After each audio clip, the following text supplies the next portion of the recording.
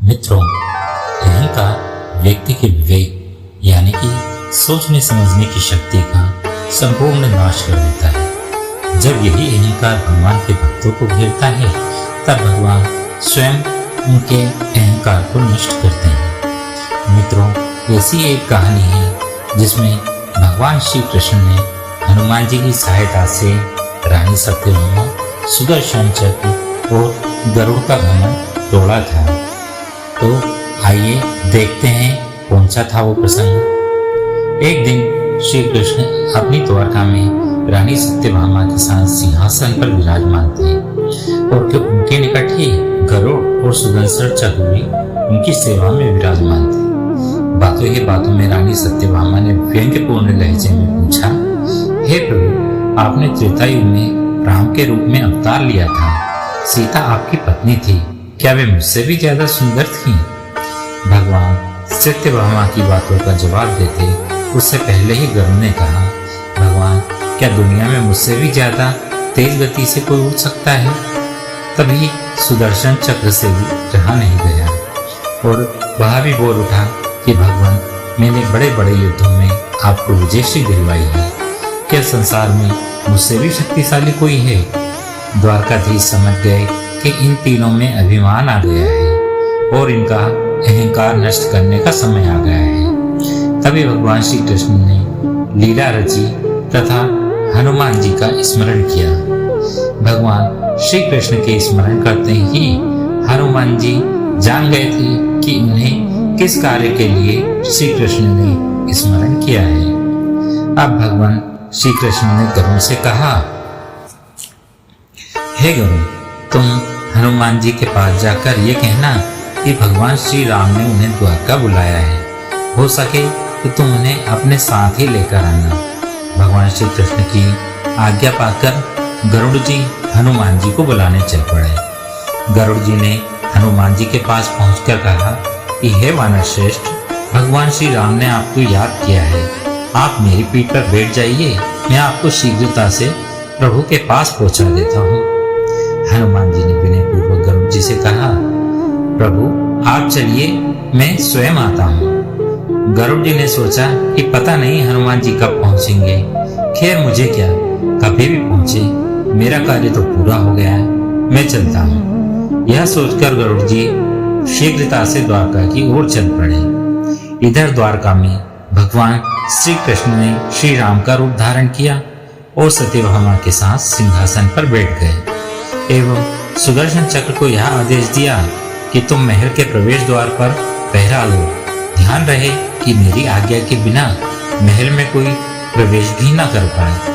भगवान की आज्ञा पाकर सुदर्शन चक्र महल के प्रवेश द्वार पर तैनात हो गए। तभी हनुमान जी द्वार पर पहुंच गए थे। सुदर्शन चक्र ने हनुमान जी को रोकते हुए कहा कि आप बिना आज्ञा के अंदर नहीं जा सकते। हनुमान जी सुदर्शन चक्र को मुंह में रखकर शीघ्रता से अपने प्रभु से मिलने चले गए। हनुमान जी ने अंदर जाकर सिंहासन पर बैठे प्रभु श्री राम को प्रणाम किया और कहा, प्रभु आने में मुझे देर तो नहीं हुई? साथ ही यह भी कहा, प्रभु माता सीता कहाँ है और आपके पास उनके स्थान पर आज यह कौन सी दासी बैठी है? सत्यभामा ने हनुमान जी के मुंह से यह बात सुनी तो वह बहुत ही लज्जित हो गई थी और इस तरह उनका सारा अभिमान पानी पानी हो गया। तभी थके हुए गरुड़ देव भी वहां आ पहुंचे थे। जब गरुड़ जी ने देखा कि हनुमान जी तो उनके पहले ही पहुंच गए हैं और चकित रह गए कि मेरी गति से भी तेज गति से हनुमान जी यहाँ आखिर पहुंच कैसे गए। इस प्रकार गरुड़ जी का भी अधिकार चूर-चूर हो गया। तब श्री राम ने हनुमान जी से यह पूछा कि हे पवन पुत्र, तुम बिना आज्ञा के महल में प्रवेश कैसे कर गए? क्या तुम्हें प्रवेश द्वार पर किसी ने रोका नहीं? अब तीनों के घमंड चूर हो गए थे और भगवान भी तो यही चाहते थे। सत्यभामा, गरुड़ और सुदर्शन चक्र ने कहा, प्रभु आपकी लीला अद्भुत है, अपने भक्तों के अहंकार को अपने भक्त द्वारा ही दूर किया, आपकी जय हो प्रभु। हनुमान जी ने कहा, मुझे क्षमा करें प्रभु, मैंने सोचा आपके दर्शनों में विलंब होगा, इसलिए मैं सुदर्शन चक्र ने रोकने की कोशिश तो की, लेकिन मैं उससे उलझा नहीं। उसे मैंने अपने मुंह में दबा लिया था। यह कहकर हनुमान जी ने मुंह से सुदर्शन चक्र को निकालकर प्रभु के चरणों में रख दिया। इस प्रकार सुदर्शन चक्र का भी सारा अभिमान समाप्त हो गया था। मित्रों, परमात्मा कभी अपने भक्तों में अभिमान रहने नहीं देते। अगर भगवान श्री कृष्ण सत्यभामा, गरुड़ और सुदर्शन चक्र का अभिमान दूर न करते तो वे तीनों उनके निकट रह नहीं सकते थे। और परमात्मा के निकट वही रह सकता है जो मैं और मेरा से रहित है। हनुमान जी प्रभु श्री राम के इतने निकट इसीलिए रह पाए क्योंकि ना तो प्रभु श्री राम में अभिमान था, ना उनके भक्त हनुमान में, ना ही कभी भगवान श्री राम ने कहा कि मैंने किया है और ना ही हनुमान जी ने कहा कि यह कार्य मैंने किया है। इसलिए भक्त और भगवान दोनों एक हो गए थे, ना अलग थे ना अलग रहे। इसलिए मित्रों, भगवान श्री राम से जुड़े व्यक्ति में कभी अभिमान हो ही नहीं सकता। इस प्रसंग से हमने सीखा कि आमतौर पर हर किसी को अपने ऊपर किसी भी कारण से अभिमान हो जाता है।